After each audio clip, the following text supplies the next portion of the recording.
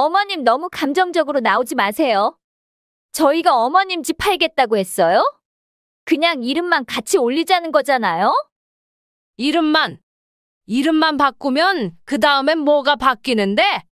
세상에 이름만 올리고 아무 일 안 생기는 게 어딨니?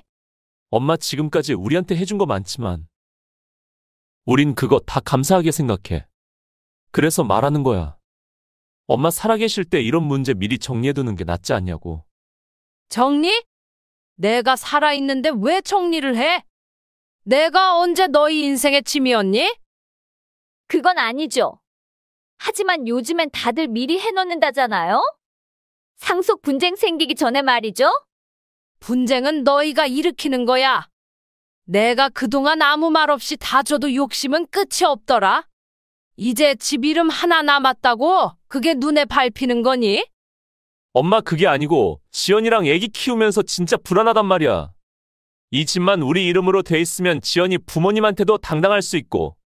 당당하게 살고 싶으면 정직하게 살아야지. 거짓말로 내 돈 뜯어간 건 당당한 일이니? 어머님, 저희 그 돈 갚을 거예요. 시간이 걸려서 그렇지. 그런데 자꾸 그런 식으로 말씀하시면 그 돈은 돈이 아니라 내 믿음이었어? 내가 너희한테 준 건 현금이 아니라 마음이었다. 근데 그걸 이렇게 돌려줘? 지금 엄마가 우리한테 하는 이 말들 진짜 못 잊을 것 같아. 이제 우리도 더는 못 참겠어. 참지 마. 그동안 나만 참았으니까? 그럼 어머님, 이대로 가시겠다는 거예요? 아무것도 안 바꾸고 우리 입장도 고려 안 하시고? 너희가 내 걸 빼앗으려면 끝까지 싸울 생각도 돼 있어. 알겠어. 그럼 그렇게 하자. 후회하지 마세요. 이 일로 정말 모든 게 달라질 수 있어요. 이미 달라졌지. 너희가 날 속였을 때부터.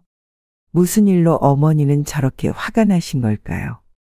무엇을 속였길래 끝까지 싸우겠단 말을 하는 걸까요? 요즘에도 부모 재산을 탐내는 자식이 있다는 게 어이가 없는데요. 과연 어떤 사연일지 오늘의 사연 들어보시죠. 구독과 좋아요는 큰 힘이 됩니다. 안녕하세요. 저는 경기도 평택에서 조용히 혼자 살고 있는 72세 이말순이라고 합니다. 젊었을 땐 참 열심히 살았어요. 1953년생, 전쟁 끝나고 얼마 안 지나 태어나서 뭐 하나 넉넉한 거 없이 살아왔죠. 어릴 적엔 시골 논밭에서 벼 심고 김 매는 게 놀이였어요. 지금이야 다들 어린이집, 학원 다닌다지만 그땐 소먹이고 나무하러 다니는 게 일상이었죠. 그래도 그 시절이 그립긴 합니다. 엄마 손잡고 장날에 가서 먹던 풀빵 하나, 그게 얼마나 달았는지 몰라요. 20살이 되기도 전에 서울로 올라가 봉제 공장에 들어갔습니다. 낮에는 미싱 돌리고 밤엔 자취방에서 라디오 들으며 밥 비벼 먹고 한 푼 두 푼 모아가며 살았죠. 25살에 남편을 만나 결혼했습니다. 그 사람은 버스 정비사였고 말도 없고 과묵했지만 참 성실했어요. 처음엔 가난했지만 둘이 손잡고 살아보겠다고 아등바등 살았죠. 결혼하고 몇 해 뒤 아들을 하나 낳았어요. 지금은 그 아들이 제 마음을 이렇게 아프게 했지만 처음 그 아이를 안았을 땐 눈물이 핑 돌더라고요. 내가 이 아이한테는 따뜻한 밥과 지붕 있는 집을 줄 수 있겠지, 그런 마음이었어요. 남편은 58세 때 뇌출혈로 갑자기 세상을 떠났습니다. 그때부터 저는 홀몸으로 아들을 키워야 했어요. 기죽지 않게 하려고 안 해본 일이 없습니다. 시장 좌판 장사부터 식당 일, 청소, 건물 경비까지 뭐든 했어요. 우리 아들 공부 잘해서 번듯한 직장 가게 하자. 그게 제 바람이었죠.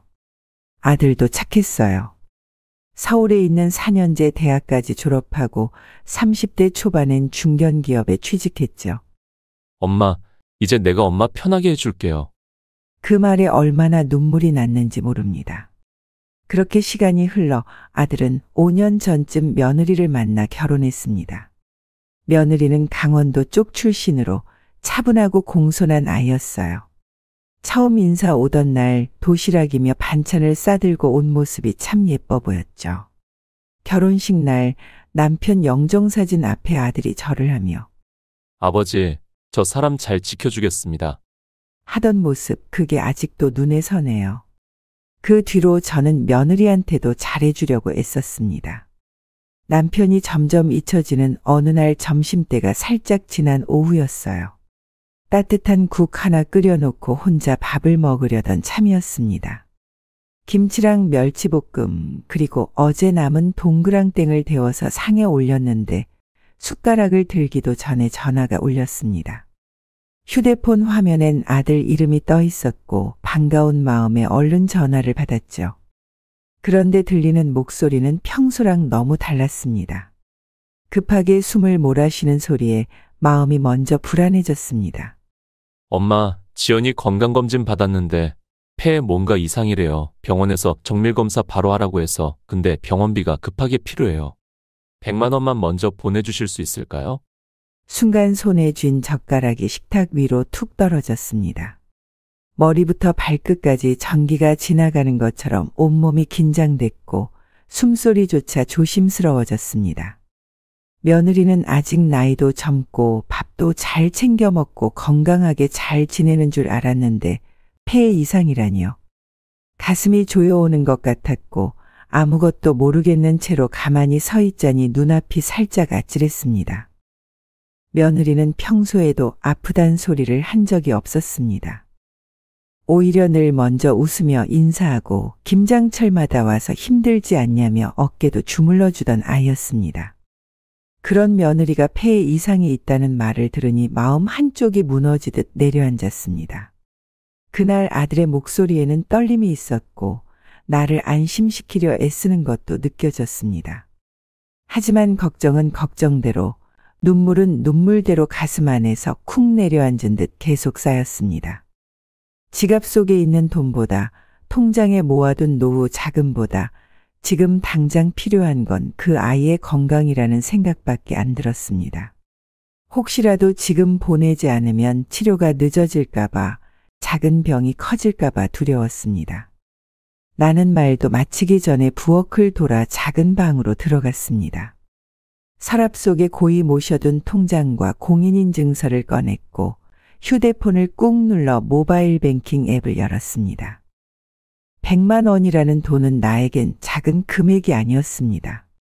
매달 조금씩 아껴가며 생활비에서 남긴 돈이었고 혹시나 병원비나 갑작스러운 일이 생기면 쓰려고 따로 모아둔 거였습니다.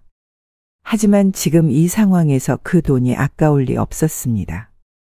내가 조금 더 아끼고 조금 더 덜 쓰면 되는 문제지 식구가 아픈데 돈을 아낄 수는 없었습니다. 손가락이 송금 버튼 위에 머물렀을 때 마음속 어딘가에서 살짝 멈칫하는 기분이 들기도 했습니다. 하지만 그보다 더 강하게 밀려온 건 이 돈이 지연이한테 꼭 필요하다는 생각이었습니다. 알았어. 금방 보낼게. 병원 잘 다녀오고 검사 꼭 받아야 한다. 입술이 바짝 말라서 침을 몇 번이고 삼켰고 휴대폰을 내려놓고 나서도 한동안 눈을 깜빡이며 방 안에 가만히 앉아 있었습니다. 내가 뭔가 놓친 게 없는지, 혹시 더 도와줄 수 있는 게 있는지 계속 생각했지만 지금은 이게 최선이라는 마음뿐이었습니다. 점심은 결국 그날 그대로 식탁 위에서 식었고 하루 종일 밥맛도 없었습니다. 차를 끓여 마셔도 입안은 텁텁했고 소파에 앉아 뉴스를 봐도 화면이 눈에 들어오지 않았습니다. 집안이 조용한 게 오히려 더 낯설게 느껴졌고 하루 종일 시계만 바라보며 전화를 기다렸습니다.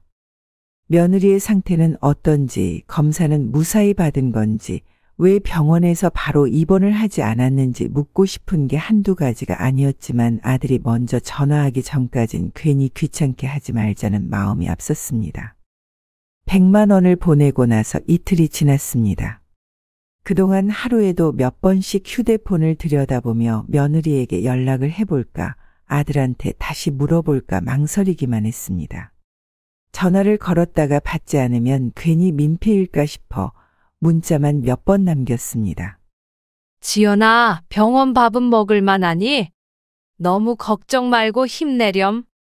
짧은 말들이었지만 그 안에 담긴 마음은 참 깊었습니다.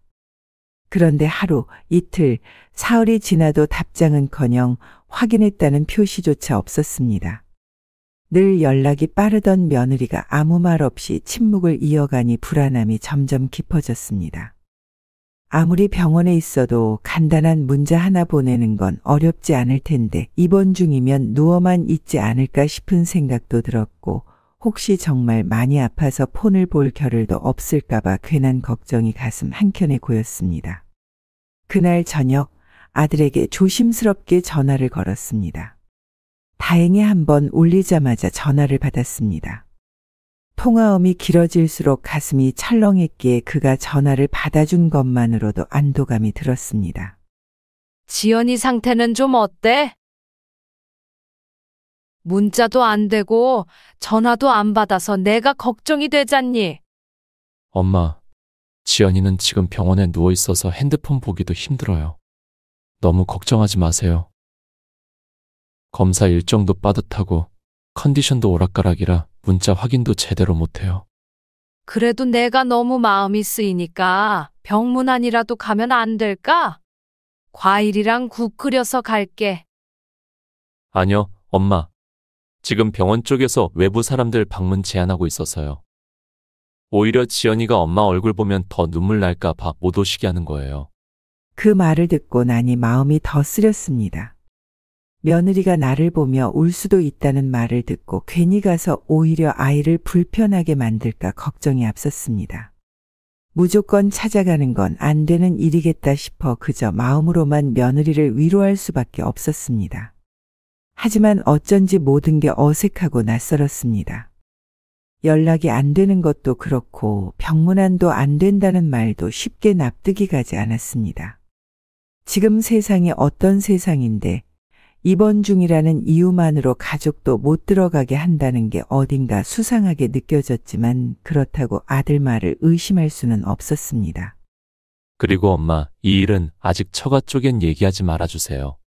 지연이 쪽 부모님은 심약하셔서 이런 얘기 들으면 더 충격받으실 거예요. 정확한 진단이 나오면 그때 말씀드릴게요. 일단은 우리끼리 조용히 처리하는 게 좋을 것 같아요. 그 말을 듣자 가슴 한쪽이 서늘해졌습니다. 아프다는 것도 속상한데 이걸 감춰야 한다는 말까지 들으니 답답함이 가슴에 돌덩이처럼 얹힌 것 같았습니다. 처가 쪽엔 알리지 말라는 말을 들으니 괜히 내가 무거운 짐을 짊어진 것처럼 느껴졌고 그 짐을 혼자 감당해야 할 것 같은 기분에 숨이 짧아졌습니다. 그날 밤 밥을 차려도 숟가락이 잘 가지 않았고 TV를 켜놔도 무슨 말이 나오는지도 모르겠더군요. 며느리를 생각하면 걱정이 밀려오고 아들의 당부를 떠올리면 마음이 불편해졌습니다. 며칠이 지나고 해가 지기 직전 무렵이었습니다. 문 두드리는 소리에 나가보니 아들과 며느리가 나란히 서 있었습니다. 표정은 어두웠고 발끝만 바라보는 모습이 어딘가 불안해 보였습니다. 나는 말없이 둘을 거실로 들였습니다. 두 사람 모두 손에 아무것도 들지 않고 있었고 자리에 앉아서도 한동안 조용히 고개만 숙이고 있었습니다. 엄마, 검사 결과 나왔어요. 지연이 폐암 초기래요. 그 말을 듣는 순간 가슴이 순간적으로 철렁 내려앉는 기분이었습니다. 말기라는 말은 아니었지만 암이라는 단어 하나만으로도 충격은 충분히 컸습니다.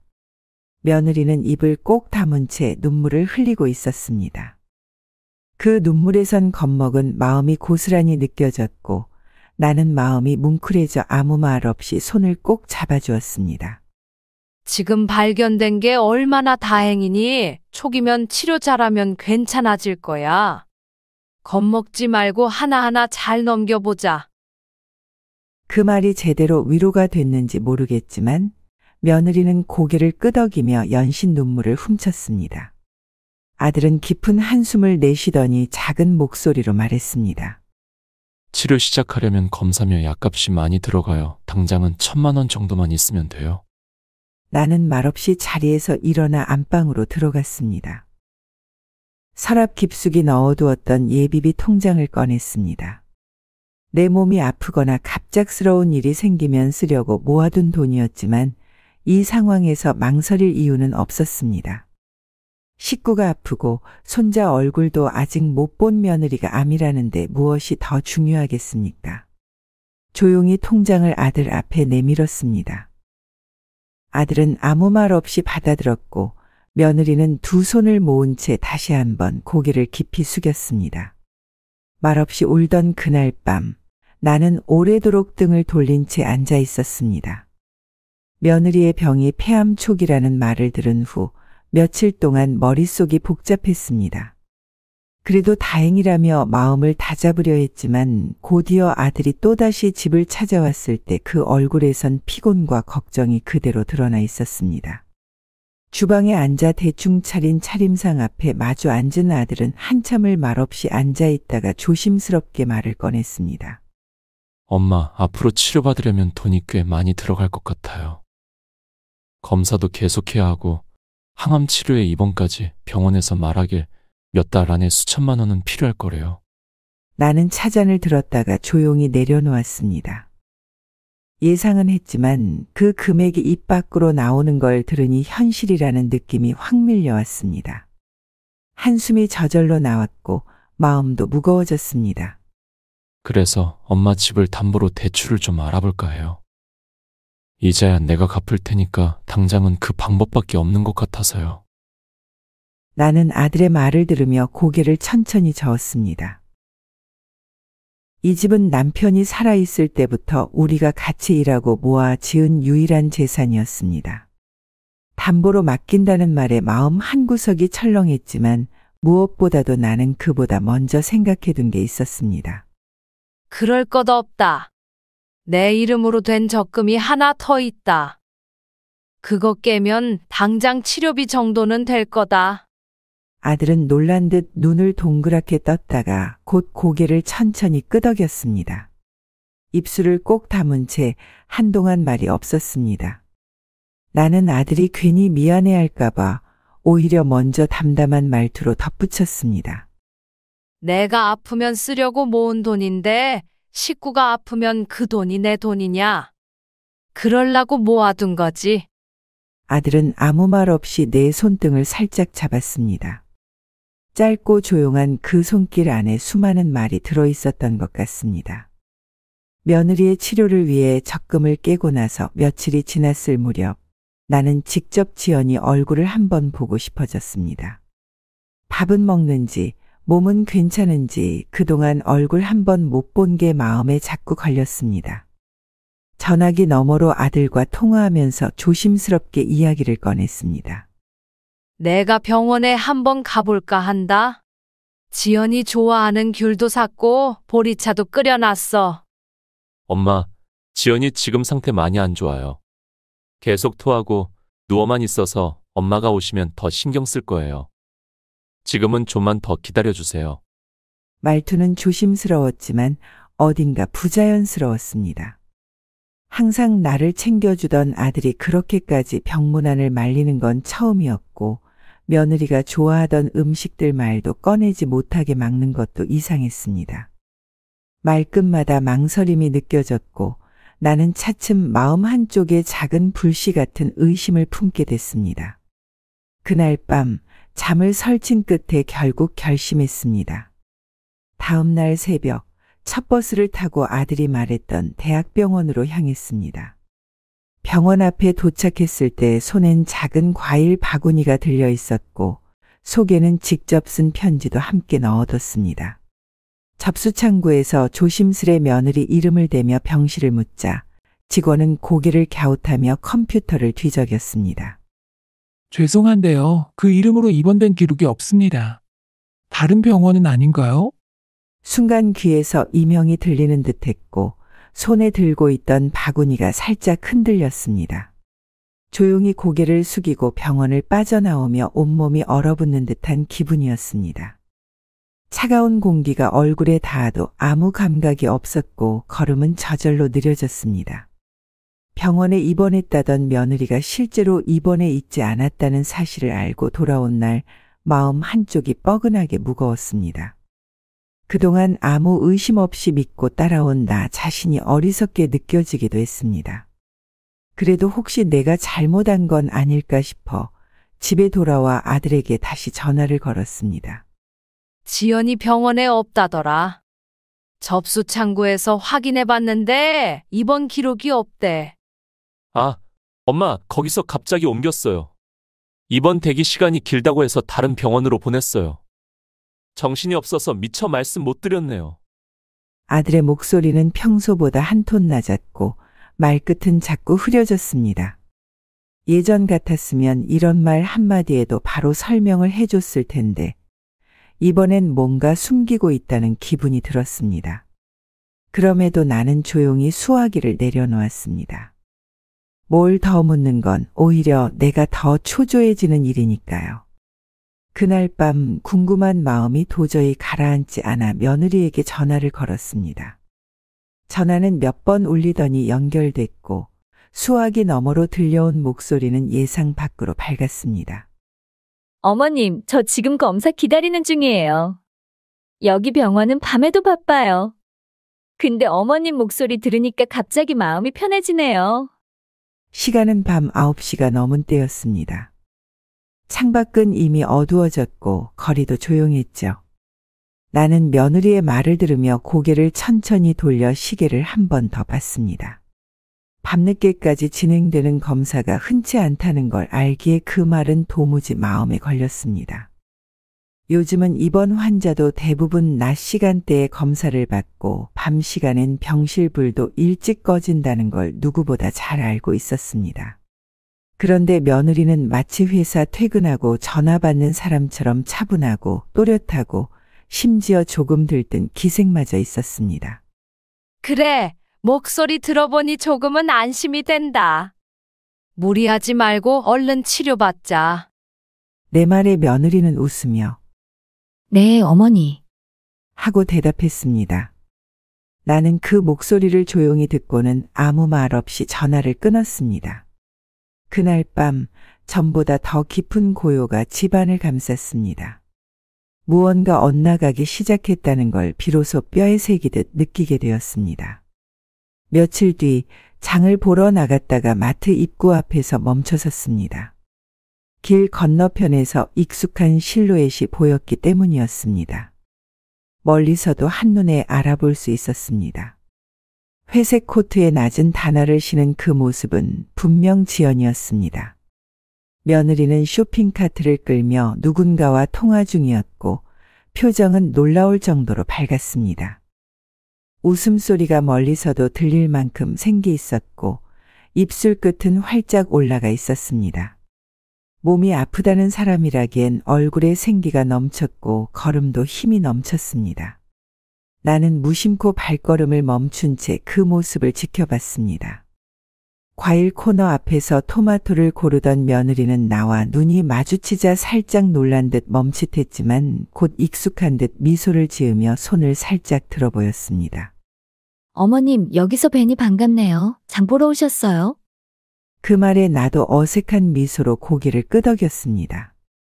말은 걸지 않고 손만 살짝 흔들고는 바로 돌아서려 했습니다. 하지만 마음 한켠에 이상한 감정이 스며들었습니다. 그 웃음, 그 표정, 그 태도가 며칠 전 통화 속 목소리와 너무 달랐기 때문입니다.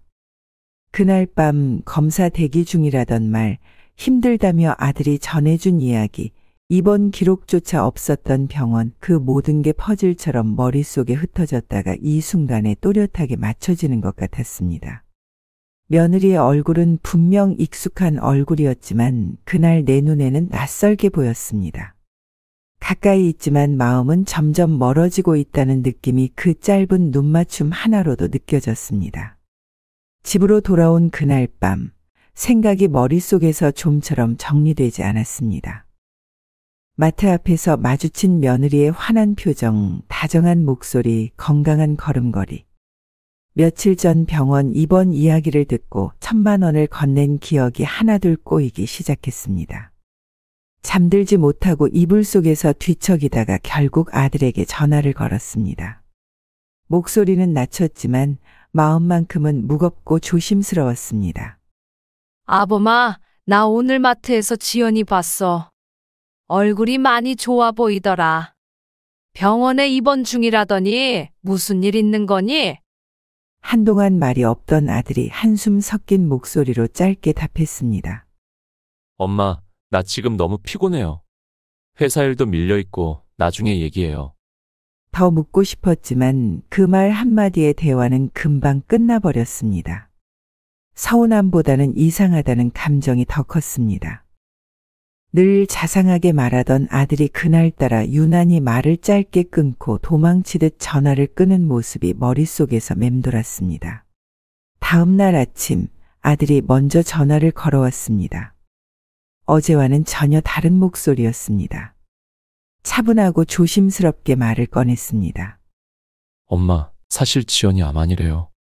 정확히 말하면 처음에 검진한 병원에서 잘못 본 거래요. 다시 검사해봤더니 그냥 결절이고 치료 필요 없다고. 나도 너무 당황해서 어떻게 말해야 할지 몰랐어요. 말끝마다 당황했다, 몰랐다를 반복했지만 속으로 이미 어떤 벽에 부딪힌 듯한 느낌이 들었습니다. 1,000만 원이라는 돈, 이번 거짓말, 밝은 며느리의 모습, 그리고 지금 이 오진이라는 말까지. 모든 게 자연스럽게 이어지지 않았습니다. 아들의 목소리는 평소처럼 다정했지만 이젠 그 말 한마디 한마디가 자꾸 마음속에서 어긋나기 시작했습니다. 아들의 전화를 받고 암이 아니라는 말에 안도하는 마음이 먼저 들었습니다. 큰 병이 아니라니 얼마나 다행인가 싶었고 며느리가 이제 건강히 아이도 낳고 잘 살겠구나 싶었습니다. 하지만 시간이 조금 지나자 내 마음속엔 문득 떠오른 하나의 질문이 맴돌기 시작했습니다. 수천만 원. 검사, 치료, 입원까지 썼다던 그 많은 돈은 도대체 어디로 간 걸까? 며느리는 입원한 적이 없었고 치료도 받지 않았으며 무언가 잘못되었음을 인정한 건 오직 나뿐이었다. 확인할 수 있는 건 아무것도 없었기에 나는 결국 아들을 불러 조용히 물었습니다. 그래도 내가 보낸 돈 그건 다 어디에 쓴 거니? 지연이 치료는 안 했잖아.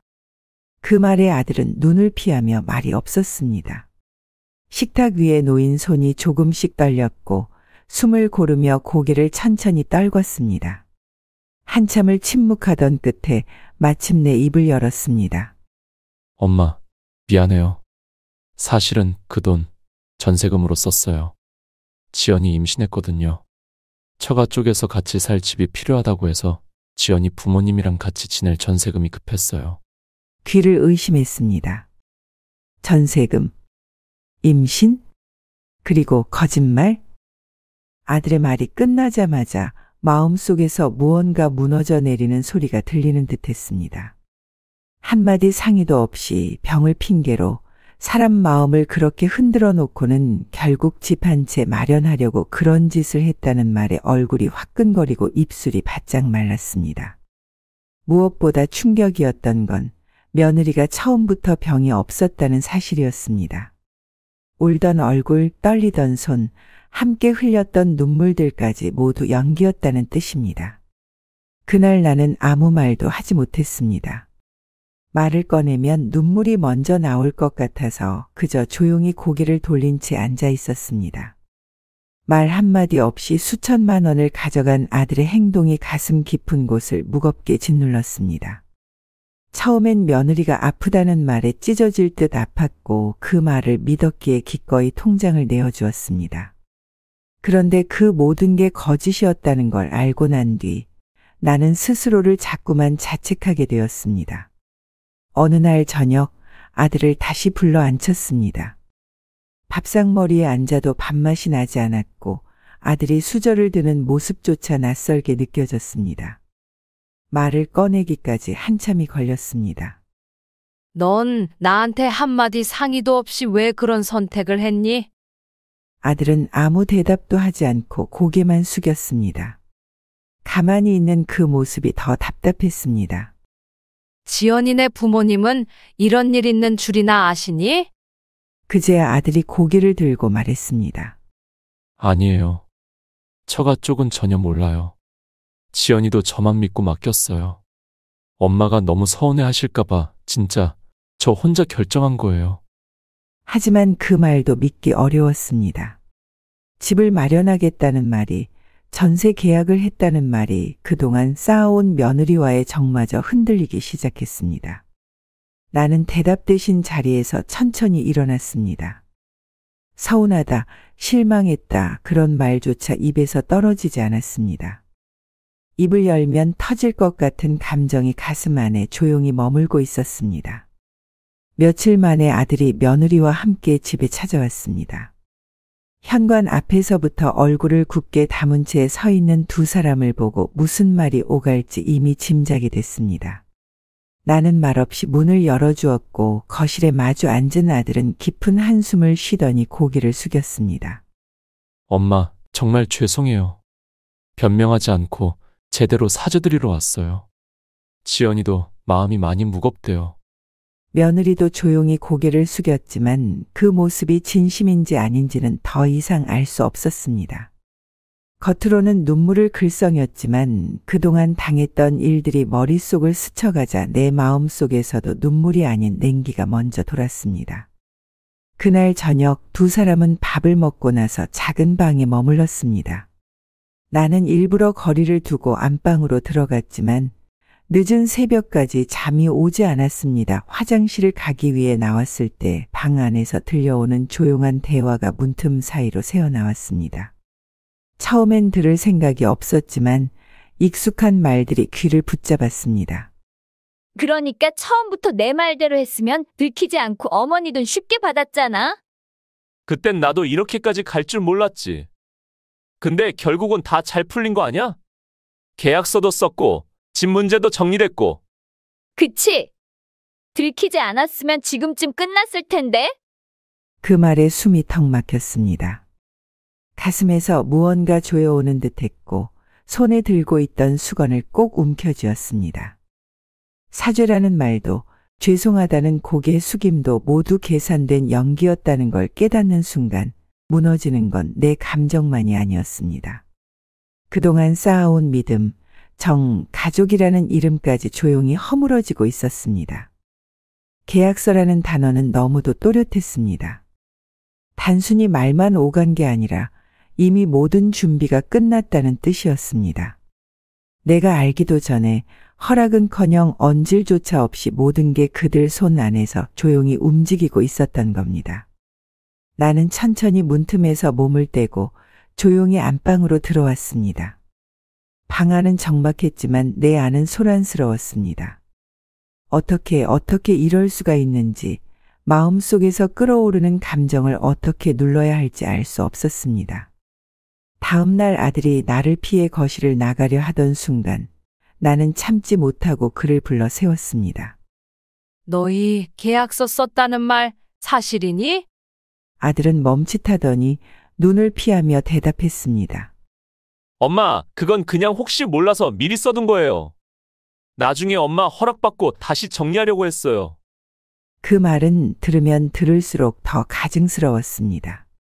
이미 쓴 계약서에 무슨 정리가 필요하단 말인지, 모든 걸 다 해놓고는 이제 와서 내게 미리 말하려 했다는 말이 차라리 하지 않는 것만도 못했습니다.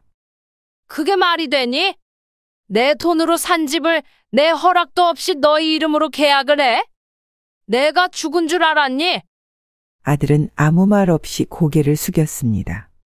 그 순간 마음속에서 올라온 건 슬픔도 서운함도 아닌 참을 수 없는 배신감이었습니다. 그날 이후로 아들과 며느리는 눈에 띄게 달라졌습니다. 사과 한 번 하고는 연락을 뚝 끊었고 식사 약속도 안부 전화도 오지 않았습니다. 제가 먼저 연락을 하면 바쁘다고만 했고 메시지에는 읽음 표시만 남은 채 아무 대답도 없었습니다. 처음에는 미안한 마음에 거리를 두는 줄로만 알았습니다. 하지만 시간이 지날수록 달랐습니다. 두 사람 모두 마치 제가 뭘 잘못하기라도 한 사람처럼 저를 피하고 있었습니다. 문득문득 느껴지는 시선의 회피와 짧아진 말투, 그 안에 담긴 낯선 공기가 저를 서서히 밀어내고 있었습니다. 며느리는 예전처럼 웃지도 않았고 간단한 인사조차 하지 않은 채 핑계만 대고 자리를 피했습니다. 가까운 사람이 이렇게 멀어질 수도 있구나 싶은 순간들이 점점 늘어갔습니다. 며칠 뒤 아들이 혼자 집으로 찾아왔습니다. 오랜만에 마주 앉은 아들의 얼굴은 어딘가 긴장된 듯 보였습니다. 식탁에 조용히 앉아있던 아들은 머뭇거리다가 입을 열었습니다. 엄마, 드릴 말씀이 있습니다. 요즘 지연이 쪽에서도 걱정을 많이 합니다. 혹시 엄마 집을 지연이랑 공동명의로 바꿔주실 수 있을까요? 그 말에 귀를 의심했습니다. 그렇게 무거운 이야기를 너무도 가볍게 꺼낸 아들의 태도에 숨이 턱 막히는 기분이었습니다. 지금 뭐라고 했니? 이 집을 지연이랑 공동명의로 하자고. 네, 지연이 부모님이 요즘 많이 불안해하세요. 혹시라도 나중에 문제가 생기면 지연이 몫이 없을까봐 가족끼리 신뢰 차원에서 부탁드리는 겁니다. 가족끼리 신뢰라니요. 수천만 원을 아무 말 없이 가져간 것도 거짓말로 저를 속인 것도 그게 신뢰였다면 이제 믿을 수 있는 건 아무것도 없다는 생각이 들었습니다. 이 집은 말이다.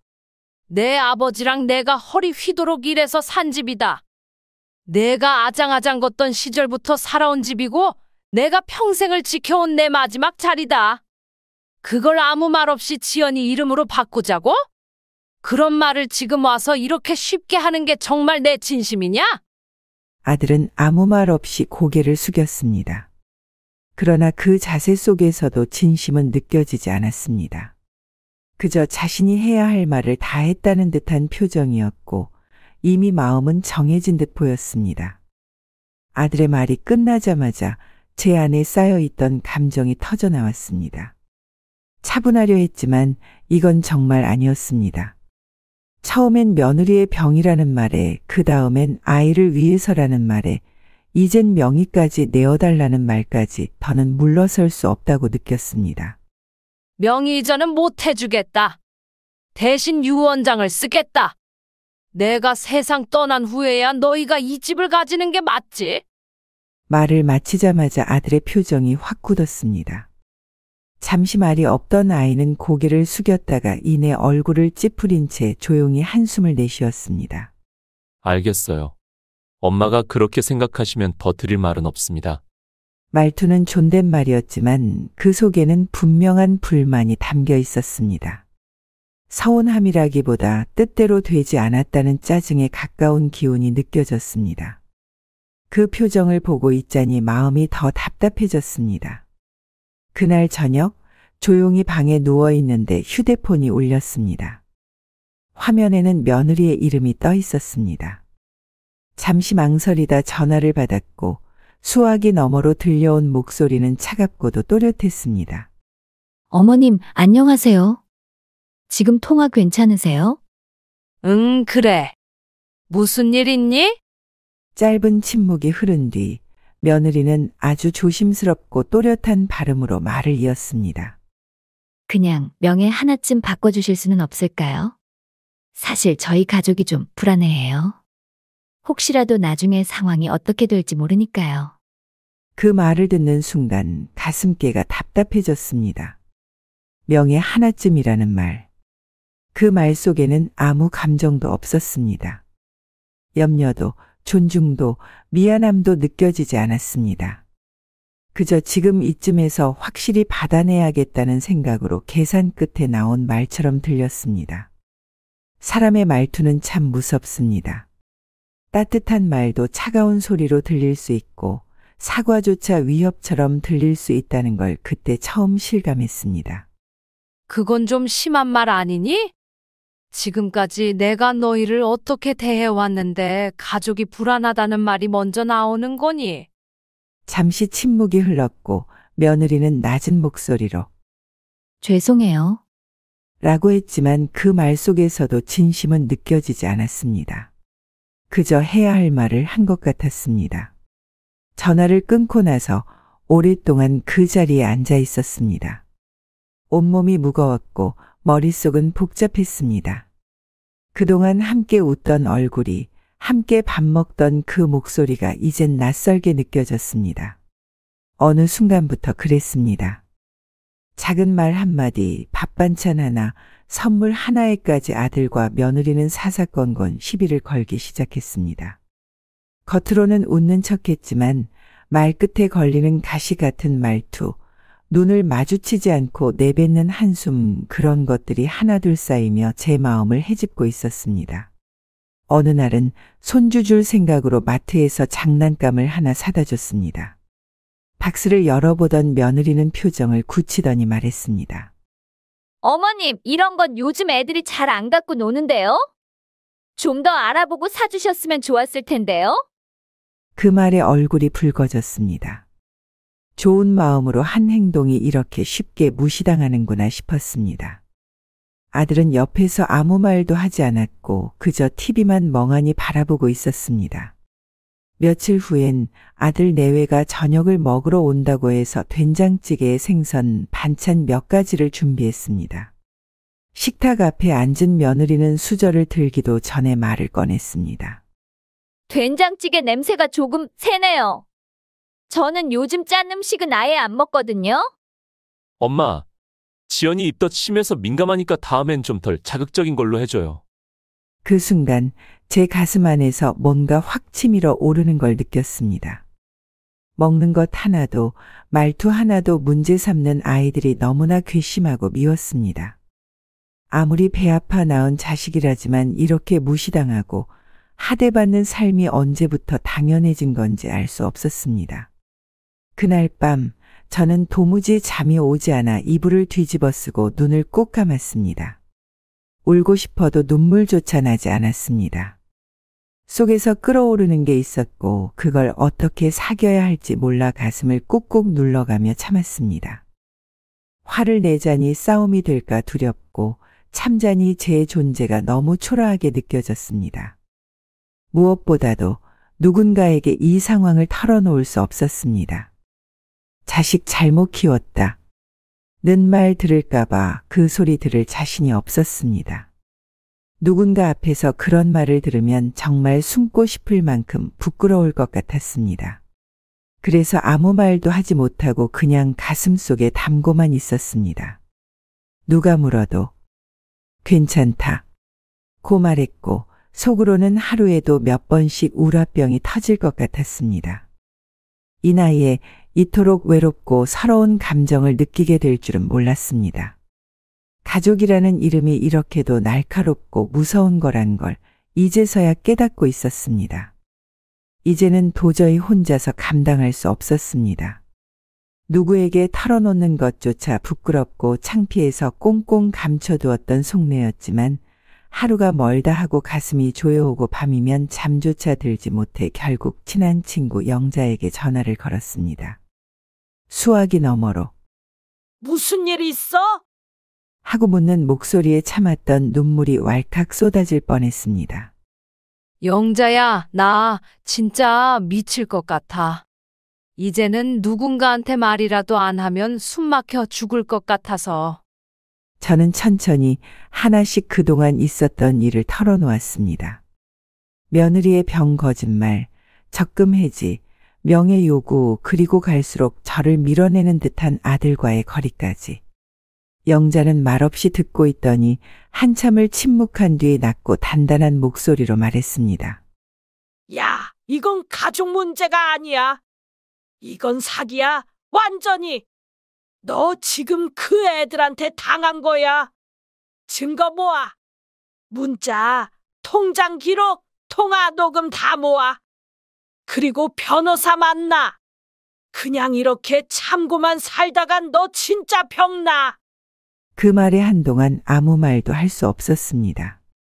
누군가가 그것도 가장 가까운 사람이 너 잘못 아니다라고 말해준 건 처음이었기 때문입니다. 그날 이후 저는 제 휴대폰을 꺼내 문자 내용을 캡처하고 계좌 이체 내역을 인쇄하고 받아둔 통화 녹음 파일을 정리하기 시작했습니다. 그런데 그런 제 마음과는 반대로 아들과 며느리는 여전히 변한 게 없었습니다. 오히려 점점 더 대놓고 저를 무시했고 자잘한 문제로 짜증을 내고 불쾌한 말들을 흘려보냈습니다. 며느리는 아예 전화 한 통 없이 지내다가 불쑥 날아온 메시지 하나로 저를 찔렀습니다. 어머님, 지난번에 사주신 베개는 너무 딱딱해서 못 써요. 건강 생각하신 거겠지만 좀 알아보시고 사주세요. 그 말을 보고 두 손에 쥔 핸드폰이 덜덜 떨렸습니다. 정성껏 고른 건데 이제는 그런 마음마저 비웃음거리가 되는 기분이었습니다. 며칠 후 아들이 혼자 찾아와 말했습니다. 지연이, 요즘 어머님 때문에 기분이 안 좋아요. 좀 덜 관여해 주셨으면 좋겠어요. 관여를 하긴 뭘 했다고? 내가 도대체 뭘 그렇게 했니? 아무 말도 안 하고 참은 게 죄냐? 아들은 말없이 눈을 돌렸습니다. 그 표정에서 미안함은 없었고 오히려 왜 또 이 얘기를 꺼내냐는 듯한 귀찮음만 가득했습니다. 그날 밤 참을 수 없는 우라가 치밀어 올랐습니다. 가슴은 콱 막히고 속은 부글부글 끓어 잠도 못 자고 새벽까지 불을 끈 채 가만히 앉아 있었습니다. 누구에게도 털어놓지 못하고 속으로만 끙끙 앓던 시간이 너무 길었습니다. 자식 잘못 키웠다는 소리 들을까봐 입을 닫고 있었던 그 모든 순간이 지금은 오히려 저를 더 병들게 만들고 있었습니다. 그래도 영자의 한마디 덕분에 저는 이제 조금씩 달라질 준비를 하기 시작했습니다. 며느리의 병이 거짓이라는 사실을 확실히 알게 된 건 마음속에 품고 있던 불안이 완전히 현실로 드러난 순간이었습니다. 병원에 직접 확인했을 때 그 이름으로 입원한 기록은 없다고 했고 검사조차 받지 않았다는 말에 머릿속이 하얘졌습니다. 그럼에도 혹시 내가 병원을 착각했나 싶어 며느리가 이야기한 다른 병원 두 곳에도 전화를 걸어봤습니다. 하지만 결과는 같았습니다. 입원은커녕 외래 기록조차 없었습니다. 이쯤 되니 더는 스스로를 속일 수 없었습니다. 며느리는 처음부터 병이 없었고 그 말을 믿고 1,000만 원이 넘는 돈을 준 나는 그저 좋은 얼굴로 쏘가 넘어간 호구가 되어 있었습니다. 참을 수 없었던 저는 며느리 친정에 직접 전화를 걸었습니다. 며느리 어머니는 평소에 예의도 바르고 말도 부드럽게 하던 분이었습니다. 그런데 그날 통화는 전혀 달랐습니다. 지연이 암 진단 얘기 알고 계셨죠? 제가 돈을 보내고 입원한 줄 알았는데 병원에서는 그런 기록이 없다고 해서요. 혹시 무슨 사정이? 아, 그 일 말씀이세요? 저희도 자세히는 몰라요. 그냥 지연이랑 아들이 알아서 한 일이지 뭐. 어머님 너무 마음 상해하지 마세요. 이제 애도 생겼고 다 지난 일인데요. 담담하게 내뱉는 그 말에 가슴이 무너지는 것 같았습니다. 다 지난 일, 너무 마음 상해하지 말라는 말은 내가 받은 상처와는 너무 동떨어진 말이었습니다. 그 말투, 그 반응에서 저는 확신했습니다. 이 일은 아들과 며느리 그리고 처가까지 함께 짠 아주 치밀한 계획이었습니다. 처음부터 믿음을 무기로 저를 속였고 엄마니까 가족이니까라는 말로 모든 걸 당연하게 받아들이게 만들었던 겁니다. 그 이후로 두 사람의 태도는 더 노골적으로 바뀌었습니다. 며느리는 직접 연락조차 하지 않았고 가끔 문자를 보내는 날이면 그 속엔 온갖 트집과 불편함만 가득했습니다. 며느리가 돌잔치를 준비한다며 보낸 문자에는 이런 말이 적혀 있었습니다. 어머님, 이번에 돌잔치 때는 가급적 흰색이나 검은색 옷으로 맞춰주세요. 화려한 옷은 사진 분위기를 해칠 수 있어요. 정성껏 준비해서 가도 제 자리는 없는 듯한 그런 자리가 될 것이 분명했습니다. 며칠 후 아들과의 통화가 이어졌습니다. 지연이가 나한테 직접 말도 안 하고 그렇게 문자만 딸랑 보내는 게 말이 되냐? 내가 너희 식구한테 민폐라도 되는 거니? 엄마, 너무 예민하게 받아들이지 마요. 지연이도 요즘 컨디션 안 좋아서 그래요. 그냥 사진 예쁘게 남기자는 의미였어요. 이제는 모든 말이 지연이가 예민해서 지연이 부모님이 불안해해서로 끝났습니다. 제가 말하면 예민한 사람, 조용히 있으면 무시해도 되는 사람 그렇게 취급받고 있었습니다. 그 후로는 제가 한 행동 하나하나가 모두 갈등의 씨앗이 되었습니다. 며느리에게 유기농 과일을 보내도 지금은 이런 건 못 먹는다 는 말이 돌아왔고, 손주를 위해 사둔 책도 아이한테 맞지 않는다 며 반송되어 왔습니다. 심지어는 제가 아들에게 전화를 조금만 늦은 시간에 걸어도 그 뒤로 며느리에게서 이런 메시지가 왔습니다. 어머님, 저희는 요즘 일찍 자요. 저녁엔 너무 늦지 않게 연락 주셨으면 합니다. 그 문장을 읽으며 저는 조용히 핸드폰을 내려놓았습니다. 이제는 시간 하나까지 허락받아야 하는 사이가 되었구나 싶었습니다. 속은 부글부글 끓어올랐고 가슴은 답답해서 숨쉬기조차 힘들었습니다.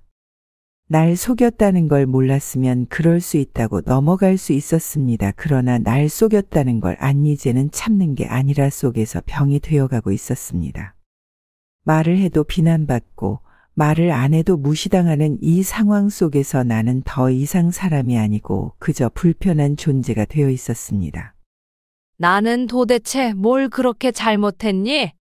내가 해준 건 죄고 준 건 패야? 입 밖으로 나온 말은 허공에 맴돌 뿐 누구도 그 물음에 답하지 않았습니다. 그 순간 저는 깨달았습니다. 이 아이들은 정말로 제가 어떤 마음으로 살아왔는지 한 번도 돌아본 적이 없다는 것을요. 밤이 깊을수록 마음속 분노는 더 또렷하게 올라왔습니다. 이대로 참고만 살다가는 정말 병이 날 것 같았습니다. 입을 열면 원망밖에 나오지 않을 것 같아서 아무 말도 하지 않았지만 가슴 속에서 끓는 우라는 이제 제 몸을 잠식하기 시작했습니다. 이젠 나도 가만히 있지 말아야겠다. 처음엔 참는 게 어른스러운 거라고 생각했습니다. 가족 사이에 법을 들먹이는 건 창피한 일이라 여겼고 자식 잘못 키웠다는 소리 듣기 싫어 혼자 끙끙 앓았습니다. 하지만 더는 안 되겠다는 마음이 밤마다 찾아왔고 그 생각 때문에 잠을 설쳤습니다. 며칠을 고민한 끝에 저는 조용히 집 근처 법률사무소 문을 열었습니다. 얼굴도 모르는 변호사 앞에 앉아 제 이야기를 풀어내는데 목이 자꾸 메어 말을 잇기가 어려웠습니다. 며느리가 암이라고 했습니다. 수술이 급하다고 해서 적금을 깼고 입원비며 치료비라 해서 수천만 원을 보냈어요. 그런데 병원엔 입원 기록도 없고 이제 와선 진명의까지 바꿔달랍니다. 이게 정말 가족한테 할 일입니까? 변호사는 잠시 말이 없더니 자료들을 넘겨보며 조용히 고개를 끄덕였습니다. 지금 상황만 들어도 사기죄 성립 여지는 충분합니다. 명확한 고의와 허위 사실, 재산상의 피해가 있으니까요. 보내신 문자, 통화 녹음, 계좌 내역 전부 정리해두세요. 고소장도 같이 준비하시죠. 단, 가족이라고 해서 봐주는 일은 이제 하지 마셔야 합니다. 그 말을 듣는 순간 저는 마음을 다잡았습니다. 이건 가족의 문제가 아니라 사람 대 사람의 문제라는 걸 인정하기로 했습니다. 집에 돌아온 뒤 서랍 안에서 숨겨두었던 통장 사본을 꺼내고 녹음 파일들을 날짜별로 정리했습니다. 며느리가 보낸 문자 캡처, 아들의 메시지, 처가와 통화했던 내용까지 하나하나 모았습니다. 그렇게 고소장을 정리하고 나니 속이 조금은 가벼워지는 듯했습니다. 하지만 문제는 그 다음이었습니다. 고소장을 접수할 결심을 하고 나자 그 이상으로 두 사람의 태도는 더욱 싸늘해졌습니다. 며느리는 오지도 않고 전화도 끊긴 채 아들을 통해서만 불편함이 전달됐습니다. 지연이가 엄마가 요즘 너무 무섭다고 해요. 갑자기 예민하게 굴고 뭘 숨기고 있는 것 같다고 좀 조심해 주시면 안 돼요? 그 말에 저는 피식 웃음이 나왔습니다. 숨기고 있는 게 누구인지 두 눈 똑바로 뜨고도 거짓말을 아무렇지 않게 해온 사람이 누군지 이제는 너무 잘 알기에 그 말 한마디가 참 어이가 없었습니다. 그 이후로는 자잘한 문제로 갈등이 끊이질 않았습니다. 며느리는 직접 말도 하지 않고 아들에게 메신저로 불만만 전달했습니다. 제가 사준 인부복이 촌스럽다며 안 입겠다고 하고 손주 돌잔치에 참석하지 말아 달라는 말도 아들 입을 통해 듣게 되었습니다. 지연이 말인데 돌잔치엔 그냥 영상으로만 인사해 주시면 안 될까요? 요즘 몸도 안 좋고 복잡한 자리 만들고 싶지 않대요. 그게 무슨 소리니? 영상으로 인사하는 게? 내가 손주 돌잔치에도 가면 안 되는 사람이 된 거냐? 아들은 말끝을 흐렸습니다. 입을 열면 자신이 더 궁지에 몰릴 걸 알기 때문인지 그냥 고개만 돌리고 말았습니다. 며느리와는 더 말이 필요 없었습니다. 이제는 제 앞에서 대놓고 감정을 숨기지 않았고 제가 걸려온 전화에 몇 번 답하지 않자 문자로 이런 말까지 보냈습니다. 어머님, 저희는 조용히 지내고 싶습니다. 지금처럼 감정적으로 대응하시면 더 이상 대화가 어렵습니다. 그 문자를 읽고 제가 어떤 존재로 보이고 있는지를 다시금 깨달았습니다.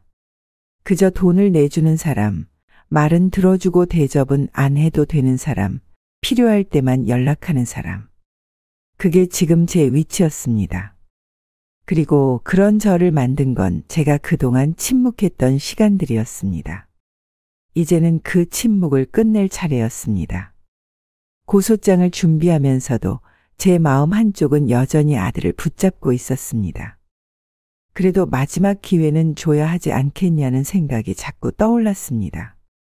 이걸로 끝이라는 말을 내 입으로 하기 전에 그 아이 스스로 고개를 숙이고 돌아오길 바랐습니다.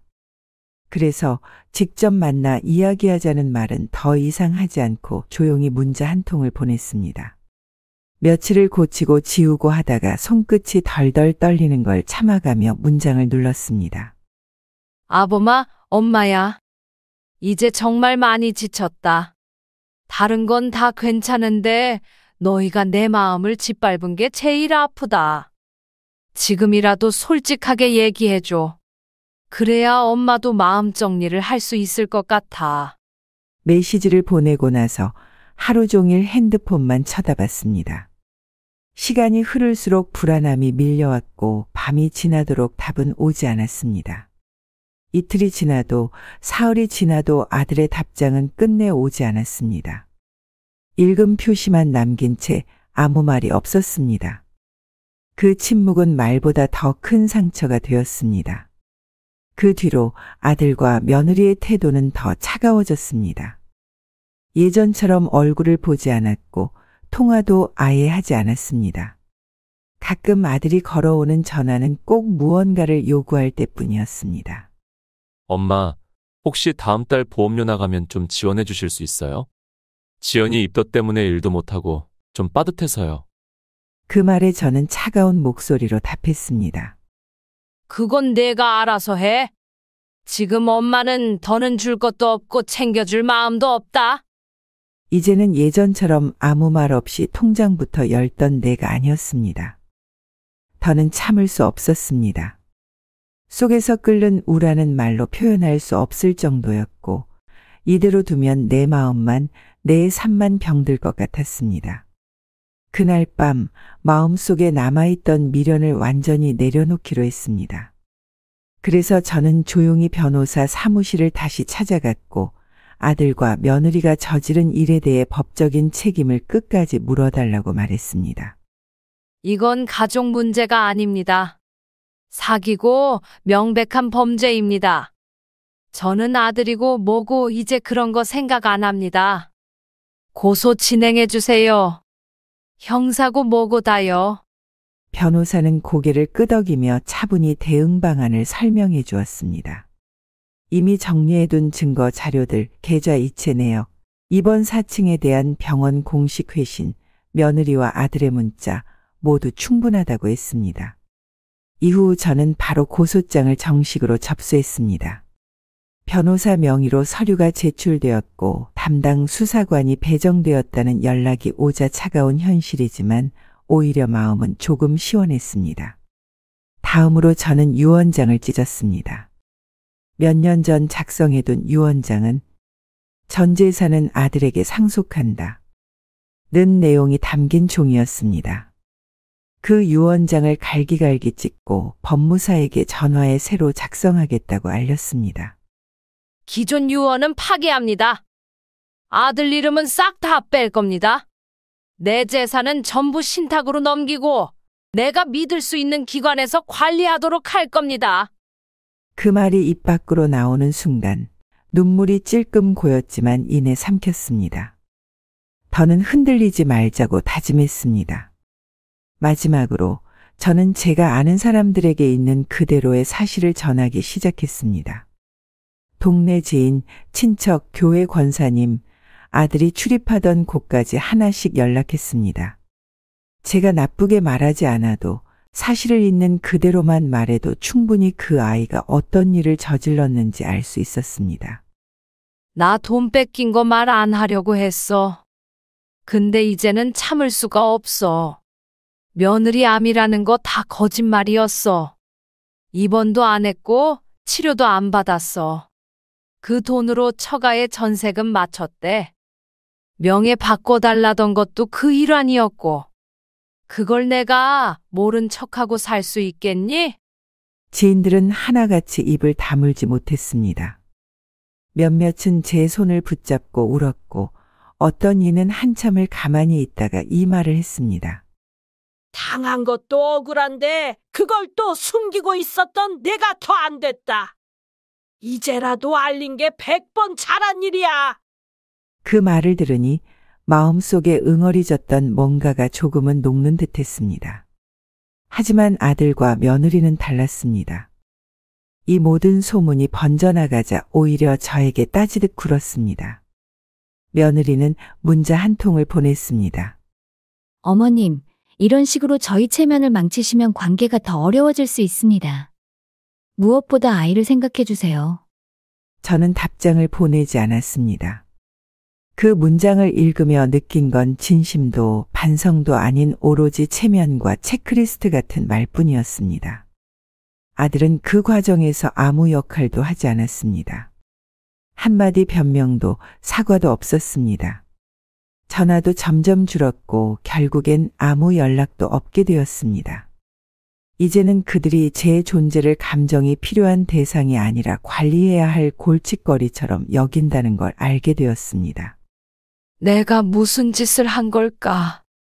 왜 그렇게 다 주고도 결국 일이 된 걸까? 스스로를 원망하는 밤이 많았고 우라병처럼 가슴 안에서 부글부글 끓어오르는 기분에 숨 쉬는 것조차 고통스러울 때가 있었습니다. 하지만 그 모든 시간 속에서도 저는 더 이상 참고만 있지는 않았습니다.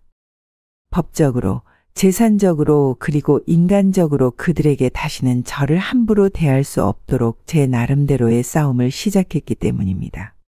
고소장을 접수하던 날 법원 건물 앞에 서서 한참을 움직이지 못했습니다. 종이 한 장을 내미는 일이 이토록 무겁고 가슴을 짓누르는 일인 줄은 몰랐습니다. 그건 단순한 서류 제출이 아니었습니다. 그건 제 인생 전체를 되돌아보는 순간이었고 자식이라는 이름에 걸었던 희망이 처참히 무너져 내리는 절망이었습니다. 가장 믿었던 사람들에게서 받은 가장 깊고 잔인한 배신이기도 했습니다. 돌아서려는 순간 뜨거운 무언가가 눈가에 맺혔고 나는 그걸 참지 못하고 조용히 흘렸습니다. 그 눈물은 분노의 눈물이기도 외로움의 눈물이기도 그리고 마지막 남은 미련을 떨쳐내는 눈물이었습니다. 그래도 내가 할 수 있는 건 다 했어. 그 말로 스스로를 다독이며 그날 저는 조용히 집으로 돌아왔습니다. 그 후로 아들과의 연락은 완전히 끊겼습니다. 그 아이도 저도 이제는 서로에게 남은 게 없었습니다. 나는 아무것도 줄 수 없었고 그 아이도 이제 더 이상 내 손을 잡지 않았습니다. 혼자가 된 지금 예전보다 고요한 날들이 이어지고 있습니다. 그러나 그 고요함 속에서 저는 새로운 결심을 품게 되었습니다. 다시는 속지 않겠다. 사랑이라는 이름 아래 참고 견디고 용서하던 시간은 이제 끝났습니다. 가족이라 해서 모든 것을 내어줘야 했던 시절은 이제는 지나간 이야기입니다. 누군가에겐 제가 너무 차갑고 무정해 보일 수도 있습니다. 하지만 이건 제 자신을 지키기 위한 최소한의 선택이었습니다. 시청자 여러분, 혹시 여러분도 지금 누군가에게 너무 오래 참고 계시진 않습니까? 가족이니까, 피부치니까 말 한마디 못하고 마음을 닫은 채 밤마다 속을 끓이고 있진 않으신가요? 참는 것이 미덕이라 여겨지던 그 시절이 이젠 누군가에겐 상처가 되어버릴 수 있다는 걸 저는 이 일을 통해 뼈저리게 깨달았습니다. 저는 여러분께 말씀드리고 싶습니다. 자신의 마음을 소홀히 하지 마시고 누구보다도 먼저 나 자신을 지켜주세요. 가족이라 해서 무조건 다 참아야 할 이유는 없습니다. 마음이 찢어지고 있는데도 그저 웃고만 있지 않으셔도 됩니다. 이 이야기를 보시며 누군가는 위로를 받으셨기를 또 누군가는 용기를 얻으셨기를 바랍니다. 우리 모두 더는 외롭지 않기를 그리고 무엇보다도 스스로를 아끼는 삶을 살기를 진심으로 바랍니다. 끝까지 들어주셔서 감사합니다. 구독과 좋아요, 알림 설정은 저에게 큰 힘이 됩니다. 다음 이야기에서 또 뵙겠습니다.